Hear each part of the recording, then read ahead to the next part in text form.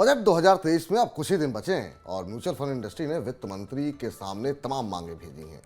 किन मांगों को मिलेगी बजट में मंजूरी? 2022 में डेट फंड में निवेशकों ने क्यों की रिकॉर्ड बिकवाली? 2023 में क्या इक्विटी या डेट, कौन से म्यूचुअल फंड में मिलेगा बेहतर रिटर्न? म्यूचुअल फंड दुनिया से जुड़ी ऐसी ही तमाम गुत्थियों को सुलझाएंगे अपने इस खास शो में। नमस्कार, म्यूचुअल फंड सेंट्रल में आप सभी का स्वागत है। मैं हूं विपुल सिंह। सबसे पहले जानते हैं क्या कुछ खास रहने वाला है आज के कार्यक्रम में। नजर डालते हैं ऑन द शो में। तो सबसे पहले आपको बताएंगे कि बेहतर रिटर्न देने वाले कौन से टॉप 5 फंड्स हैं और खासतौर से आज हम डेट फंड की बात करेंगे कि कौन से ऐसे फंड्स हैं मिड टू लार्ज कैटेगरी में जो कि सबसे शानदार प्रदर्शन कर रहे हैं। इसके अलावा म्यूचुअल फंड किन शेयरों में खरीदारी कर रहे हैं ये भी जानकारी आपको देंगे। और 2023 में क्या डेट फंड में निवेश के मौके बन रहे हैं? हमारे साथ एक खास मेहमान होंगे, उनसे भी आपको रूबरू कराएंगे, उनसे समझने की कोशिश करेंगे कि 2023 में किस तरह की रणनीति डेट फंड में बनानी चाहिए। तो कार्यक्रम का शुरुआत करें उससे पहले नजर डाल लेते हैं म्यूचुअल फंड दुनिया से जुड़ी हुई बड़ी खबरों पर हेडलाइंस में। दिसंबर में म्यूचुअल फंड एसआईपी के जरिए बाजार में हुआ 13,500 करोड़ से ज्यादा का निवेश। लगातार तीसरे महीने एसआईपी रूट से आए 13,000 करोड़ रुपए। 2022 में इस रास्ते बाजार में आए हैं करीब 1.5 लाख करोड़ रुपए।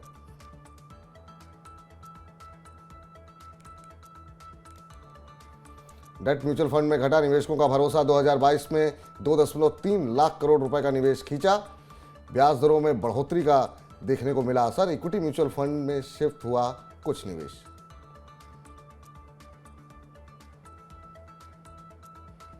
बजट से म्यूचुअल फंड इंडस्ट्री को बड़ी उम्मीदें। डेट लिंक सेविंग स्कीम को मंजूरी मिलने की संभावना। डेट फंड के निवेश पर आयकर छूट की मांग कर रहा है बाजार। रिटायरमेंट स्कीम लॉन्च करने की भी है मांग।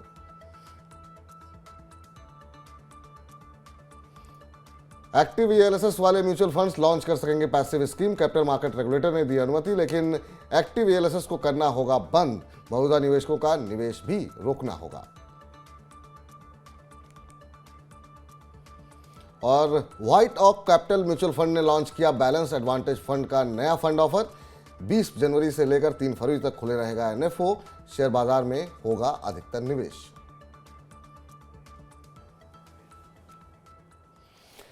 दो 2022 में निवेशकों का भरोसा डेट म्यूचुअल फंड में टिक नहीं पाया।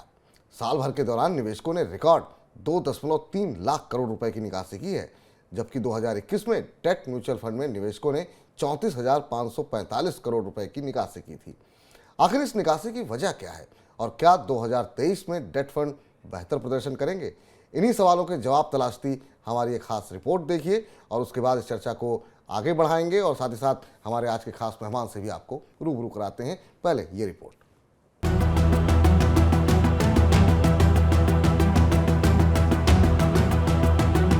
2022 में निवेशकों का भरोसा डेट म्यूचुअल फंड में टिक नहीं पाया। साल भर के दौरान निवेशकों ने रिकॉर्ड 2,30,000 करोड़ रुपए की निकासी की, जबकि 2021 में डेट म्यूचुअल फंड में निवेशकों ने 34,554 करोड़ रुपए की निकासी की थी। दरअसल फिक्स्ड इनकम सिक्योरिटी से बड़ी बिकवाली की बड़ी वजह बढ़ती ब्याज दरें और इक्विटी में बेहतर रिटर्न की वजह से देखने को मिली है। अकेले दिसंबर महीने में ही डेट फंड से 21,946.74 करोड़ रुपए की बिकवाली देखने को मिली है। 2022 में 12 महीनों में से 7 महीने ऐसे रहे जिसमें निवेशकों ने डेट फंड से निकासी की है। साल की शुरुआत में डेट फंड पोर्टफोलियो में यील्ड 5 से 6% से भी ज्यादा देखने को मिल रही थी, लेकिन आरबीआई के ब्याज दरों में बढ़ोतरी के चलते डेट सिक्योरिटीज की कीमतों में गिरावट देखने को मिली है और यहां यील्ड सिर्फ 3-4% ही रह गई, जो कि डेट फंड से निकासी की बड़ी वजह बन गई। अब बड़ा सवाल ये बनता है कि 2023 में डेट फंड का प्रदर्शन कैसा रह सकता है। तो ज्यादातर एक्सपर्ट्स का मानना है कि 2023 में डेट फंड पोर्टफोलियो की यील्ड बढ़ती हुई दिखाई देगी और ये 6 से 7.5% तक रह सकती है।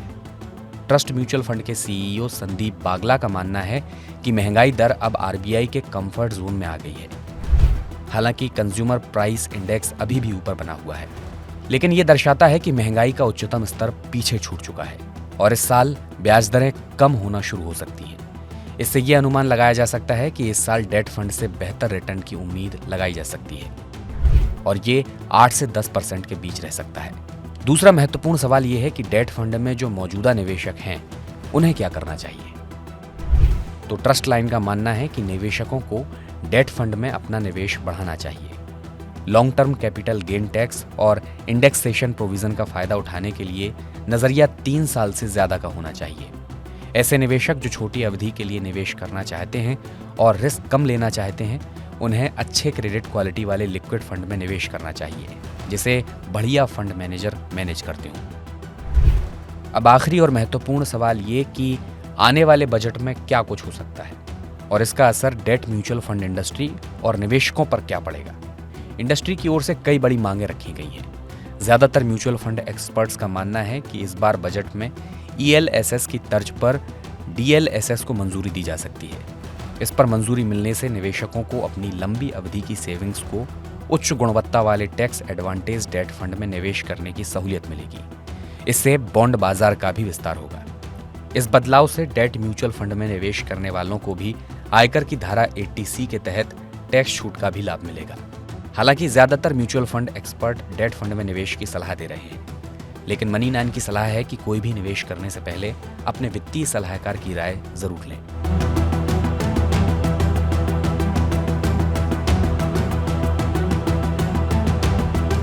चलिए, हमारे साथ इस पर बातचीत करने के लिए जुड़ चुके हैं हमारे आज के खास मेहमान। हमारे आज के खास मेहमान हैं संदीप बागला जी, CEO हैं ट्रस्ट म्यूचुअल फंड के। बागला साहब, बहुत बहुत शुक्रिया, बहुत बहुत आभार, अभिनंदन आपका आज के इस कार्यक्रम का हिस्सा बनने के लिए। बहुत बहुत धन्यवाद आपका। पहले तो अभी जो हमने रिपोर्ट दिखाई सर, उस पर ही पहला सवाल मेरा रहेगा कि डेट म्यूचुअल फंड में जो ये हमने देखा करीब 2.25 लाख करोड़ रुपए से ज़्यादा निवेशकों ने निकाले हैं, ये इसके पीछे क्या बड़ा कारण आप मानते हैं? और 2023 क्या डेट फंड के लिहाज से, चूँकि हम देख रहे हैं इंटरेस्ट रेट काफ़ी हद तक पीक आउट हो चुका है, बहुत होगी बढ़ोतरी, तो 1 से 2 बढ़ोतरी और हो सकती है, तो क्या ये सही समय है और क्या 2023 निवेशकों के लिए बेहतर रिटर्न दे सकता है डेट फंड में? धन्यवाद विपुल जी, मुझे शो पे बुलाने के लिए। आपने सही फरमाया कि 2022 में करीब 2-2.5 लाख करोड़ के निकासी हुई है डेट फंड से, और उसका प्रमुख कारण ये है कि भाई जो मुद्रास्फीति है, इन्फ्लेशन है, वो काफ़ी ऊपर चला गया था जी। और जो दरें हैं, ब्याज की दरें हैं, वो भी ऊपर चली गई, तो उससे बॉन्ड के प्राइसेस नीचे आ गए और मार्केट में लिक्विडिटी भी कम हो गई थी। जो 8 लाख करोड़ की सिस्टम लिक्विडिटी थी, वो कम होके ऑलमोस्ट 1 लाख करोड़ पे आ गई है, या कभी कभी नेगेटिव भी हो जाती है। तो उससे क्या हुआ कि काफ़ी इन्वेस्टर्स ने पैसा, चूंकि डेट फंड में उनको 3 से 4% का रिटर्न मिला, तो उन्होंने उसको निकाल लिया। और दूसरी तरफ इक्विटी मार्केट में रिटर्न्स लास्ट ईयर अच्छे थे, उसको देखा देखी उन लोगों ने इस साल भी काफ़ी इक्विटी मार्केट में निवेश किया है। और आप जो कह रहे हैं कि ब्याज की दरें अब बढ़ चुकी हैं और शायद अब एक या दो रेट हाइक्स और हो सकती हैं, तो ये मार्केट में अभी कंसेंसस है कि ऐसा ही होगा। और इन्फ्लेशन भी अपने पीक चरम सीमा से नीचे आ गया है, थोड़ा ठंडा हो गया है। देखना ये पड़ेगा कि अब आगे 2-3 चीज़ें हैं, जैसे इंटरनेशनल ऑयल की प्राइसेस कहाँ जाती हैं, और दूसरा है कि बीच में लेबर मार्केट में काफ़ी तंगी हो गई थी और लेबर वेजेस काफ़ी ऊपर जा रहे थे, तो वो भी अब रिपोर्ट्स आ रही है कि वो भी लेबर मार्केट भी अब शायद थोड़ा शांत हो रहा है। तो मुझे लगता है कि अब इंटरेस्ट रेट जो है वो अब शायद पीक की तरफ ही है, और यहाँ से ज़्यादा बढ़ेगा भी, बहुत ज़्यादा नहीं बढ़ेगा। तो इन कारणों को मद्देनजर देखते हुए अगर हम देखें कि भाई RBI ने रेट्स बढ़ा दिए हैं, लिक्विडिटी टाइट कर दी है, तो अभी इन्फ्लेशनरी आउटलुक तो थोड़ी सी कम हो गई है। मार्केट को लगता है इन्फ्लेशन साल भर के बाद 5-5.25 में पहुंच जाएगा। बिल्कुल। तो इस कारण में अभी मोस्ट ऑफ द जितने भी डेट फंड्स हैं, उनमें कैरी जो इंटरेस्ट इनकम मिलता है, जो पहले 5% थी 1 साल पहले, वो अब 7% के आसपास आ गई है। तो अभी यहाँ पे आप निवेश करेंगे तो शायद आपको कैपिटल गेन्स भी हो सकते हैं और शायद आपका रिटर्न थोड़ा बढ़ जाए। लिक्विडिटी टाइट रहेगी, तो ये कहना डिफिकल्ट है कि ये पैसों की बढ़ोतरी होगी कि नहीं, पर हमने अभी लास्ट 15-20 दिनों में देखा है कि थोड़ा पैसा डेट फंड्स में आना शुरू हो गया है। तो आप ये कह रहे हैं, आपकी जो बातें हैं उसका लब्बो-लुआब हम ये निकाल सकते हैं कि अभी अगर किसी को पैसे लगाने हैं तो डेट फंड की तरफ रुख कर सकते हैं, रिटर्न आने वाले सालों में और थोड़े से बेहतर होते हुए दिखाई देंगे। बिल्कुल बिल्कुल। जी, अगला सवाल सर आपसे ये जानना चाहेंगे थोड़ा और स्पेसिफिक होकर के कि जो निवेशक बहुत ज़्यादा रिस्क नहीं लेना चाहते हैं, उन वो और लोग चाहते हैं कि एक सुरक्षित निवेश जो है उनका बना रहे और उनको रिटर्न भी मिलते रहें, ऐसे कौन से डेट फंड हैं आपको लगता है कि बेहतर रहते हैं, जहां पर रिस्क जो है वो काफ़ी कम रहे और पैसे भी उन लोगों के बनते रहें, इन्फ्लेशन को बीट एटलीस्ट कर सकें? तो ये काफ़ी अच्छा सवाल है कि डेट फंड्स और इक्विटी फंड्स में जो मेजर अंतर है जी, कि एक तो डेट फंड्स में उतार चढ़ाव कम होता है, बिल्कुल। इक्विटी में उतार चढ़ाव ज़्यादा होता है। और अगर 7% आपको इनकम आ रही है एक साल में, तो उसमें जो कैपिटल है आपकी, जो आपका मूल निवेश है, जी। उसमें कटौती होने की चांसेस बहुत ही कम है। अगर आप बने रहें तो आपका रिटर्न अच्छा आएगा। और मैं सोचता हूँ कि अगर निवेश करना है निवेशकों को, तो लिक्विड फंड्स में आप करें, जिनको जितनी आपकी रिक्वायरमेंट है कि जो पैसा आपको बहुत लंबे समय तक नहीं लगाना है, उसको आप लिक्विड फंड में ही लगाएं। जी, और अगर आपके पास ये विजिबिलिटी है कि आपको पैसा काफ़ी दिन तक लगा के रखना है और उस पर रिटर्न्स कमाना है, तो उसमें आप देखिए, अगर आपको फॉर एग्जांपल आपको 5 साल तक पैसा लगाना है, तो आप आजकल ये काफ़ी प्रचलन है टारगेट मैच्योरिटी फंड्स, जहाँ पे वो 5 साल के बॉन्ड्स खरीद लेंगे आपके पास, और धीरे धीरे वो बॉन्ड्स की मैच्योरिटी कम होती जाएगी और आपके जो आपका जो निवेश का जो लक्ष्य है, जी। वहाँ पहुँचते पहुँचते वहाँ पे वो मैच्योरिटी आ जाएगी। और उसमें फायदा ये होगा कि आपने जिस रील पे लगाया है आज, जी, वो आपको करीब करीब मिल जाएगी। और उस पर आपको अगर 5 साल या 3 साल के ऊपर आप रहते हैं, तो आपको उस पर टैक्स बेनिफिट भी मिल सकता है। तो उसके कारण इंडिविजुअल्स के लिए वो अगर जिनको ठीक से जानकारी है कि ये पैसा 5 साल तक हमें नहीं चाहिए, तो वो फंड्स भी अच्छे हैं। जी, अगर जानकारी नहीं है और पैसा कभी भी आपको चाहिए, तो मैं चाहता हूँ कि आप शॉर्ट टर्म फंड में लगाएं, जो 1 से 3 साल की ड्यूरेशन में रहते हैं। और ये टिपिकली इनका रिटर्न्स आप अगर देखें ओवर द लास्ट 10-15 साल में, तो इनका रिटर्न जनरली काफ़ी कंसिस्टेंट रहा है। और इसमें कोई ज़्यादा रिस्क भी नहीं है। जी, और जो माहौल से आप गुजर रहे हैं, वहाँ पे ये अच्छा रिटर्न दे सकते हैं अगर आप बने रहें उसमें। जी। सर आपसे जानना चाहेंगे, बहुत बहुत सारे सवाल हमारे पास आते हैं, लोग पूछते हैं, सीनियर सिटीजन्स को लेकर के काफ़ी सवाल आते हैं और उनकी क्या स्ट्रेटजी होनी चाहिए डेट फंड को लेकर के, क्योंकि उनका सबसे बड़ा कंसर्न ये रहता है कि पैसा जो है वो सुरक्षित रहे। रिटर्न तो हर कोई चाहता है, लेकिन वो इक्विटी जैसा रिस्क नहीं लेना चाहते हैं। अब वो जो हमारे पास सवाल आते हैं उसमें ये है कि क्या हमें जो ट्रेडिशनल परंपरा चल रही है एफडी में, पोस्ट ऑफिस स्कीम्स में, वहीं पर पैसे लगाने चाहिए, या आपको लगता है कि उनके लिए भी जो है म्यूचुअल फंड में निवेश करना बाकी जो परंपरागत तरीके हैं उसके मुकाबले वो बेहतर रहता है? किस तरीके की रणनीति उनको प्लान करनी चाहिए सर? देखिए, मेरे ख्याल से सेफ्टी तो म्यूचुअल फंड और बैंक डिपॉजिट्स में काफ़ी मात्रा में सिमिलर ही है, बिकॉज काफ़ी काफ़ी समान है।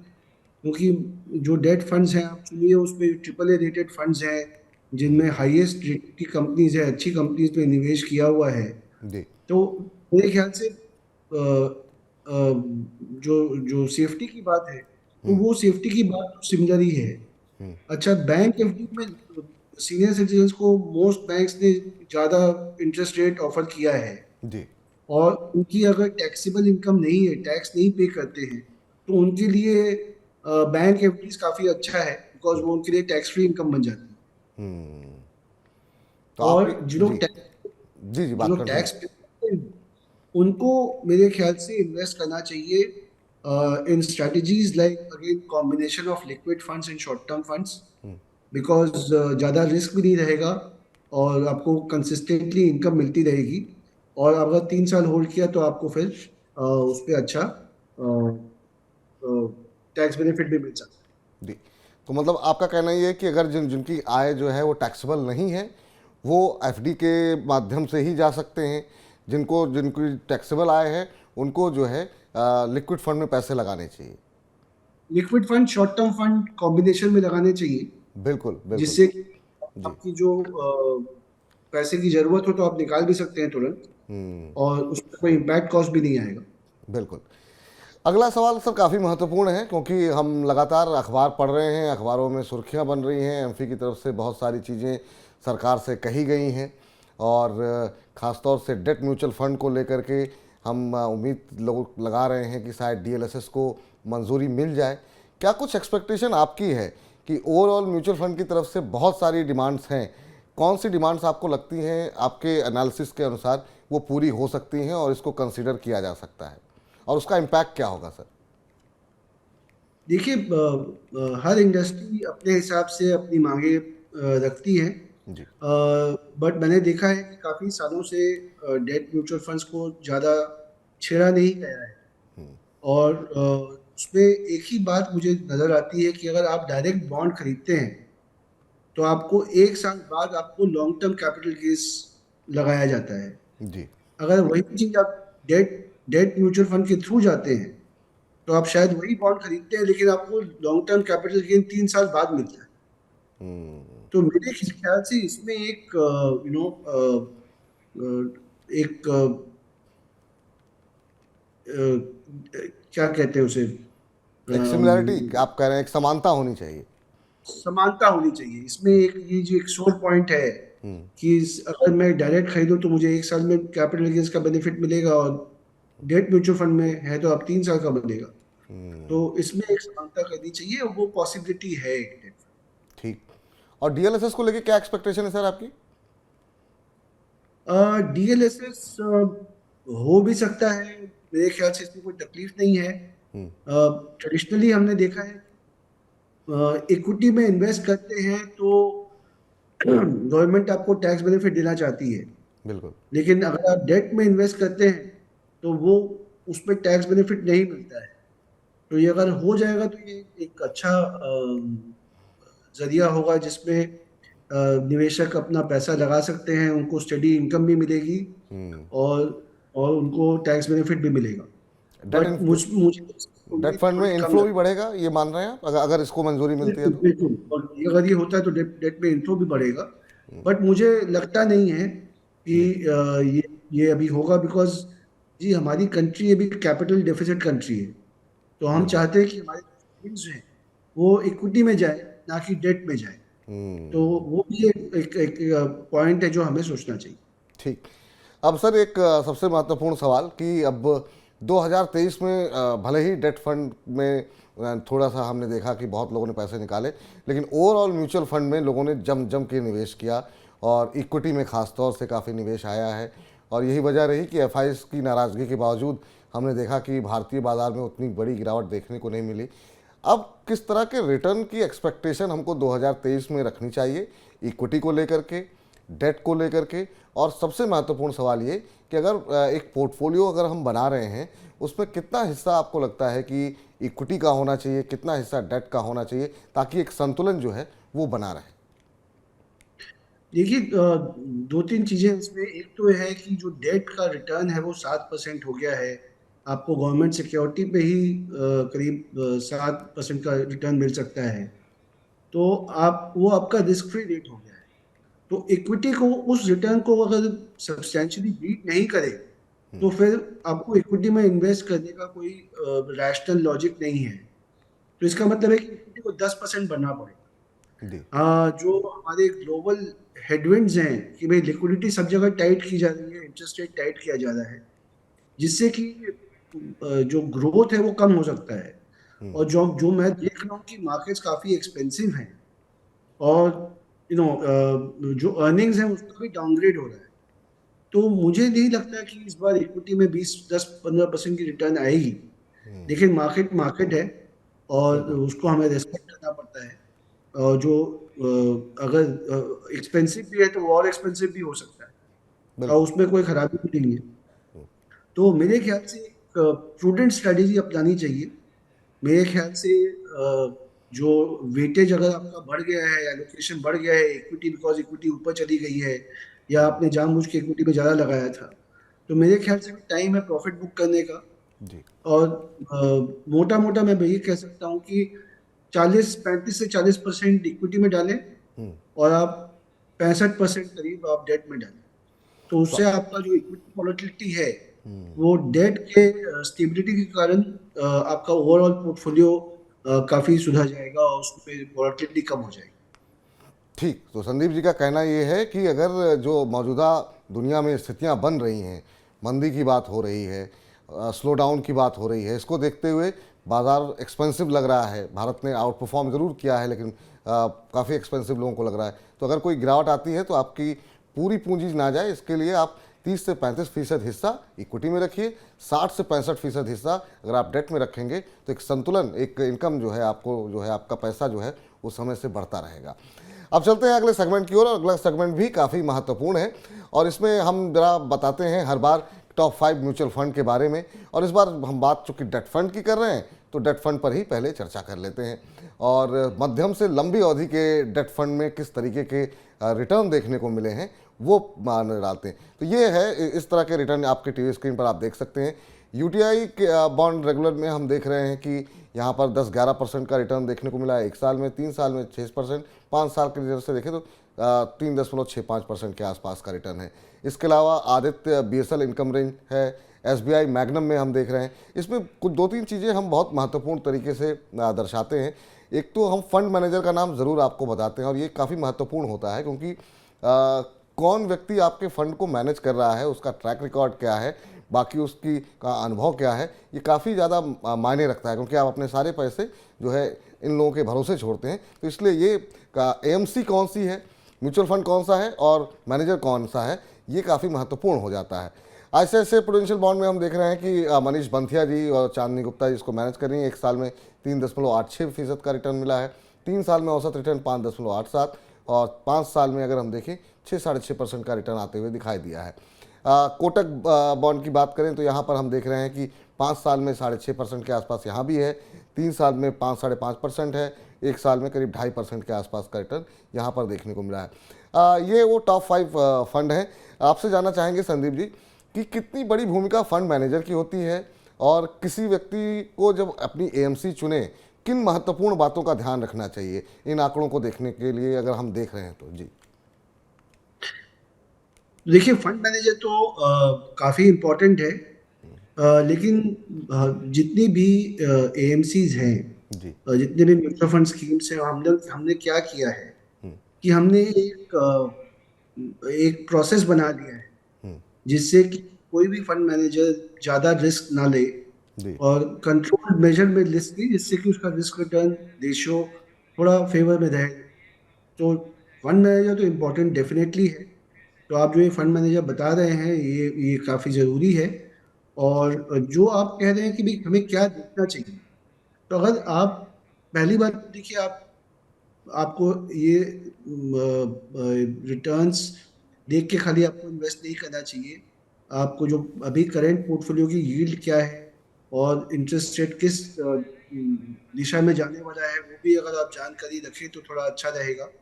और अगर आप नहीं जानते हैं इतना, तो आप किसी म्यूचुअल फंड डिस्ट्रीब्यूटर के पास जाएं जिसको समझ है, जो डेट में स्पेशलाइज करता है। और आप म्यूचुअल फंड्स की वेबसाइट्स पे जाके कमेंट्री भी पढ़ सकते हैं। और पोर्टफोलियो यील्ड, अगर रेटिंग है किसी फंड की, तो वो रेटिंग भी आप देख लीजिए कि अगर AAA है कि नहीं है। जी। और संग में एक और चीज का ख्याल रखा जाए कि अगर रेटिंग ठीक है और फंड मैनेजर भी ठीक है, तो आप एक बार काम कर सकते हैं कि आप ड्यूरेशन देख सकते हैं या मैच्योरिटी देख सकते हैं। क्योंकि आप इतना सा हिसाब लगाइए कि अगर ड्यूरेशन ज्यादा है तो उसमें रिस्क ज्यादा है, बिल्कुल। अगर मैच्योरिटी ज्यादा है तो रिस्क ज्यादा है। और आपको अगर ज्यादा रिस्क नहीं लेना है तो आप कम मैच्योरिटी में जाइए। तो अगर आपको 3 फंड दिखाए जाए कि एक में 5 साल की मैच्योरिटी है, एक में 1 साल की और एक में 10 साल की, और आपको बहुत ज्यादा रिस्क नहीं लेना है लेकिन थोड़ा रिस्क लेना है, तो आप 5 साल वाले फंड में जाइए। बिल्कुल। चलिए, तो अब रुख करते हैं अपने अगले सेगमेंट का, और इस सेगमेंट में हम जानने की कोशिश ये करते हैं कि आखिर में म्यूचुअल फंड क्या कुछ खरीद रहे हैं और बेच रहे हैं, और क्या उस पे आधार पर हमें आपको कोई स्ट्रेटजी प्लान करनी चाहिए क्या। तो सबसे पहले निर्णय डालते हैं कि म्यूचुअल फंड आखिर में किन शेयरों में खरीदारी की है दिसंबर के महीने में। तो जहां पर खरीदारी की है दिसंबर 2022 में, उसमें हम देख रहे हैं कि मारुति सुजुकी है, टाटा मोटर्स है, यूपीएल है, टाटा स्टील है। तो इनके चार्ट पर भी नज़र डालते हैं कि यहाँ पर चार्ट पे स्थिति किस तरीके से देखने को मिल रही है। तो यहाँ पर हम देख रहे हैं कि ये वो शेयर हैं, आप देख सकते हैं, Maruti Suzuki, Tata Motors, UPL, Tata steel, HDFC, यहाँ पर जो है खरीदारी की गई है और 2% से ज़्यादा हिस्सेदारी जो है हम देख रहे हैं कि बढ़ाई गई है यहाँ पर। मारुति देखिए, हालांकि यहाँ पर हम देख रहे हैं कि दिसंबर महीने में खरीदारी हुई है म्यूचुअल फंड की तरफ से, लेकिन जो है हो सकता है एफआईज की तरफ से बिकवाली हो, जिसकी वजह से ऊपरी स्तरों से थोड़ा हल्का होता हुआ दिखाई दिया है मारुति सुजुकी का शेयर। और शेयरों पर नजर डालें, टाटा मोटर्स आप देख सकते हैं, यहाँ हम देख रहे हैं कि थोड़ी बढ़त देखने को मिल रही थी।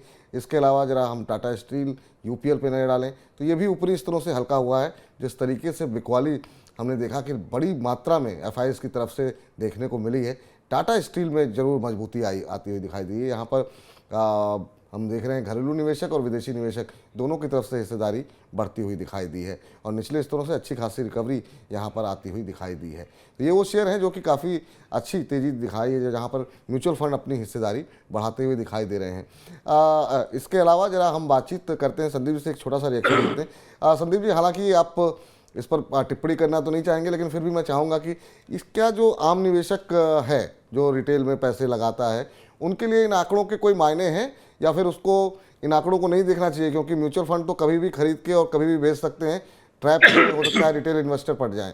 तो क्या कुछ सलाह रहेगी आपकी? नहीं, देखिए, मेरे ख्याल से आप अगर एक प्लेन में जा रहे हैं जी। और आप पायलट को देख रहे हैं कि वो क्या कर रहा है, तो आप उसको देख के प्लेन चलाने की कोशिश तो नहीं करेंगे ना। तो जो फंड मैनेजर कर रहा है वो क्या सोच के कर रहा है, उसका टाइम फ्रेम क्या है। हो सकता है उसका 10 साल का टाइम फ्रेम हो, आपका निवेशक का हो सकता है 10 दिन का टाइम फ्रेम हो। तो मेरे ख्याल से इस पर नजर रखनी चाहिए, बट इनके बेसिस पे आप कोई स्ट्रैटेजी ना बनाए तो बेहतर रहेगा। बिल्कुल, ये काफ़ी महत्वपूर्ण बात आपने, और जो उदाहरण दिया आपने वो मुझे लगता है हमारे दर्शकों को बहुत आसानी से समझ में आ गया होगा कि अगर किसी पायलट को आप देख रहे हैं प्लेन उड़ाते हुए, तो ऐसा का काम आप मत करिए कि आप खुद ही प्लेन उड़ाने लगे। तो निश्चित रूप से काफ़ी महत्वपूर्ण है, लेकिन आंकड़े हैं उस पर नज़र रखनी चाहिए। अब उन आंकड़ों पर भी नज़र डाल लेते हैं कि जहाँ पर हम देख रहे हैं कि म्यूचुअल फंड की तरफ से बिकवाली की गई है। तो जिन शेयरों में हम देख रहे हैं कि काफ़ी ज़्यादा बिकवाली की गई है, उसमें अदानी एंटरप्राइजेज है और अच्छी खासी गिरावट भी देखने को मिली है। डॉक्टर रेड्डी है, फार्मा में वैसे ही पिटाई देखने को मिल रही है। एचडीएफसी लाइफ इंश्योरेंस है, ब्रिटानिया में बिकवाली यहाँ पर की गई है और टेक महिंद्रा यानी कि आईटी में भी थोड़ी सी बिकवाली आती हुई दिखाई दी है। अदानी इंटरप्राइज में हम देख रहे हैं कि 18 से ज़्यादा ऐसे फंड हैं जिन्होंने 2% से ज़्यादा अपनी हिस्सेदारी कम की है। डॉक्टर रेड्डीज़ में हम देख रहे हैं करीब 19 फंड ऐसे हैं, एचडीएफसी में भी 18 फंड ऐसे हैं, टेक महिंद्रा में 18 फंड ऐसे दिखाई दे रहे हैं जहां पर 2% के आसपास से कम हिस्सेदारी यहां पर म्यूचुअल फंड रख रहे हैं। अब जरा चार्ट पे भी फटाफट एक सरसरी निगाह डाल लेते हैं क्या स्थिति देखने को मिली है। तो आप देख सकते हैं, हालांकि बहुत ज़्यादा असर तो यहाँ पर देखने को नहीं मिला है, लेकिन हाँ दिसंबर में के बाद से हम देख रहे हैं कि आप देख सकते हैं ऊपरी स्तरों से थोड़ा हल्का जरूर हुआ है शेयर। यहाँ डॉक्टर रेड्डीज़ में स्थितियाँ पहले से ही खराब चल रही थी और अब म्यूचुअल फंड की बिकवाली के बाद आप देख सकते हैं कि अच्छी खासी गिरावट यहाँ पर देखने को मिली है। एचडीएफसी लाइफ इंश्योरेंस लगभग फ्लैट ट्रेड करता हुआ यहाँ पर दिखाई दे रहा है, हालांकि हिस्सेदारी म्यूचुअल फंड यहाँ पर घटा रहे हैं। इसके अलावा ब्रिटानिया की बात करें तो दिग्गज एफएमसीजी कंपनी है, यहाँ पर बिकवाली हुई है, ऊपरी स्तरों से हल्का सी गिरावट भी यहाँ पर देखने को मिली है, लेकिन फिर भी यहाँ पर मौजूद टेक महिंद्रा आप देख सकते हैं ऊपरी स्तरों से अच्छा खासा हल्का हुआ है। यहाँ पर आईटी कंपनियों की हालत वैसे ही अच्छी नहीं चल रही है और ऊपर से अगर जो म्यूचुअल फंड्स हैं उनकी तरफ से भी बिकवाली होती हुई दिखाई दे रही है। चलिए अब रुख करते हैं हमारे आखिरी सेगमेंट का, जिसमें तमाम दर्शकों ने हमें सवाल भेजे हैं, उस पर भी बातचीत कर लेते हैं। राजीव जी का सवाल है सर आपके लिए, और जबलपुर से हैं राजीव जी। उन्होंने सवाल हमें भेजा है कि इनकी उम्र 52 साल है और इन्होंने अपने पोर्टफोलियो का 60% हिस्सा डेट प्रोडक्ट्स और म्यूचुअल फंड में निवेश कर रखा है। पिछले साल डेट फंड का रिटर्न काफ़ी ख़राब रहा था। क्या मुझे अपनी उम्र को देखते हुए कुछ रकम इक्विटी में शिफ्ट कर देनी चाहिए क्या? अब ये 52 साल की इनकी उम्र है और 60% हिस्सा डेट में है। पिछले साल रिटर्न नहीं मिला तो उससे निराश हैं। क्या कह रहे हैं कि कुछ हिस्सा जो है और इक्विटी में शिफ्ट कर दें क्या? देखिए, पहली बात तो मैं जो ऑब्जर्व कर रहा हूँ कि 52 साल की उम्र है, तो ये इसमें कोई उम्र का लिहाज नहीं करना चाहिए, उनको काफ़ी यंग है अभी तो। जी। तो इक्विटी में आप डेफिनेटली आप बढ़ा सकते हैं एलोकेशन, उसमें कोई तकलीफ नहीं है। जी। बट मेरे ख्याल से इनका एलोकेशन काफ़ी सही है अभी। 60% अगर डेट में है जी। और आपने फेज देखा है जहाँ पे रिटर्न्स कम थे, तो आप वो भी वेट कीजिए जहाँ आपके रिटर्न्स शायद थोड़ा बढ़ जाएंगे। जैसा कि हम जानते हैं कि मार्केट सिक्लिकल होते हैं, और आजकल क्या है कि इन दिनों मार्केट्स पे सिक्लिसिटी थोड़ी बढ़ गई है। जी। तो इसीलिए जो रिटर्न्स का उतार चढ़ाव काफ़ी ज़्यादा होता रहता है। मेरे ख्याल से ये एलोकेशन उनके लिए ठीक है। डेट के रिटर्न्स शायद थोड़े बचा जाएंगे। जी। तो मेरा तो ये एडवाइस रहेगा कि आप बने रहें। ठीक। तो दुग्गल साहब, आपको कोई घबराने की, परेशान होने की, चिंता करने की बात नहीं है। का साइकिल होती है, ऊपर नीचे होती रहती है। उसके आधार पे जो है तुरंत अपने बड़े निर्णय में नहीं लेने चाहिए कि तुरंत स्विच कर दे इक्विटी में। अब इक्विटी में गिरावट आ जाएगी तो फिर कहाँ जाएंगे आप। तो इसलिए जो आप का एलोकेशन है वो सही है। संदीप जी का मानना है आप बने रहिए, और उम्र को लेकर के इतने ज़्यादा आप चिंतित मत होइए। अभी आप बहुत यंग हैं। रकुलप्रीत जी ने हमें प्रश्न भेजा है दिल्ली से, और रकुलप्रीत जी कह रही हैं कि मैं म्यूचुअल फंड की नई निवेशक हूं। डेट म्यूचुअल फंड में निवेश करते हुए मुझे किन बातों का ध्यान देना चाहिए। बड़ी संख्या में हम देख रहे हैं कि फाइनेंशियल लिटरेसी जो बढ़ रही है उसमें नए निवेशक, नए इन्वेस्टर काफ़ी ज़्यादा आ रहे हैं। लोग अवेयर हैं, उनको लगता है कि नहीं, म्यूचुअल फंड में, डेट फंड में, इक्विटी में, इन सब में मुझे पैसे लगाने चाहिए। अब ये जानना चाह रही हैं कि अगर मैं पैसे लगा रही हूँ, नई निवेशक हूँ, किन चीज़ों को ध्यान में रखते हुए पैसे लगाना चाहिए। डेट फंड को चुनने में किन बातों का ध्यान रखना चाहिए। नहीं, विपुल जी, आपने ये बात सही कही कि अभी काफी नए निवेशक आ रहे हैं।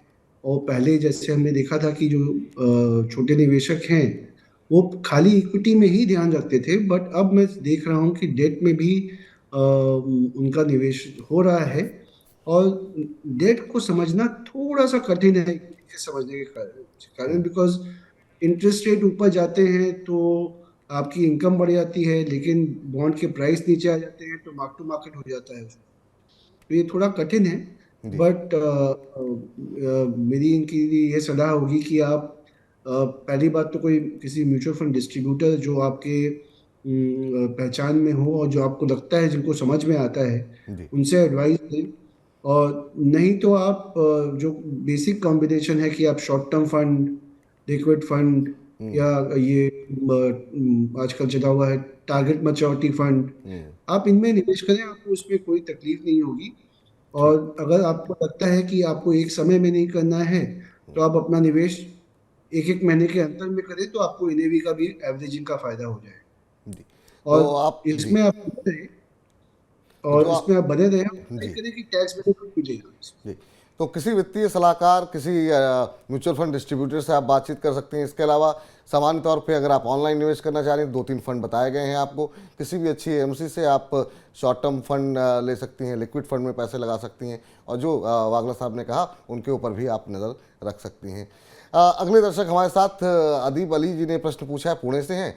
इन्होंने कहा कि मैंने अभी अपना करियर शुरू किया है और मेरे निवेश के लिए ईटीएफ बेहतर रहेगा या फिर डेट म्यूचुअल फंड, कहाँ पर मुझे बेहतर रिटर्न मिलेगा। अब यहाँ पर वो रिटर्न की बात कर रहे हैं, सिक्योरिटी की बात उनकी नहीं है। तो अदीप जी जानना चाह रहे हैं ईटीएफ या फिर डेट फंड। देखिए, इंडिया एक ग्रोथ कंट्री है। हमारे पास एक पॉपुलेशन है जो ग्रो करेगी। और अगर हमारी आर्थिक स्थिति बनी रहे, और मुझे लगता है ये बनी रहेगी, बिल्कुल। तो अगर आपका इन्वेस्टमेंट होराइजन आपका अगर 5 से 10 साल है, तो आपको रिटर्न अच्छे मिलेंगे। हो सकता है कि बीच में वॉलेटिलिटी बढ़ जाए, और जब आपको पैसा निकालना हो तो शायद आपको तकलीफ हो। तो इसलिए मैं ये कहना चाहूंगा इनको कि अगर आप डेट फंड में भी इन्वेस्ट कीजिए और ईटीएफ में भी कीजिए। बिल्कुल। अभी आप अगर यंग हैं तो आप, हो सकता है कि 20-25% आप डेट में डालिए और 75% आप ईटीएफ में डालिए। बट आप ये जान के रखिए कि जब आपको पैसा अगर जरूरत पड़े, अगर, तो वॉलेटिलिटी के कारण ये हो सकता है कि इक्विटी मार्केट अगर उस समय नीचे रहा, तो आप अच्छा रिटर्न नहीं मिलेगा। और डेट में जो वेरिएशन है रिटर्न, वो कम होगी। तो आपको 4% मिल सकता है, 8% मिल सकता है, लेकिन औसतन 6 से 7 तो मिल ही जाएगा। बिल्कुल। तो आप कम रखिए अपना परसेंटेज जेट में और इक्विटी में बढ़ा के रखिए। बिल्कुल। तो एक संतुलन बना लीजिए आदि भाई, आप आपके लिए ये सही रहेगा। डेट और ईटीएफ दोनों में आप पैसे लगाइए ताकि किसी तरह की वोलेटिलिटी जब अगर हो तो आपके पास एक जगह सुरक्षित निवेश पड़ा हुआ है जहां पर आपको 5-6% का रिटर्न मिल रहा है। बाजार अगर चलता है तो आप इक्विटी का फ़ायदा उठा सकते हैं। तो एक संतुलन बना के चलेंगे तो पैसा भी सुरक्षित रहेगा और रिटर्न भी अच्छे मिलेंगे। बहुत सारे सवाल हैं संदीप जी, लेकिन अब समय जो है वो समाप्त हो रहा है। बहुत बहुत शुक्रिया, धन्यवाद, आपका आभार आज के इस कार्यक्रम में जुड़ने के लिए। बहुत हमारे दर्शक लाभान्वित हुए होंगे आपके जो ज्ञान था म्यूचुअल फंड को लेकर के, और जिस तरीके से आपने पोर्टफोलियो बनाने की विधि बताई, डेट फंड के बारे में चर्चा की। बहुत बहुत शुक्रिया सर।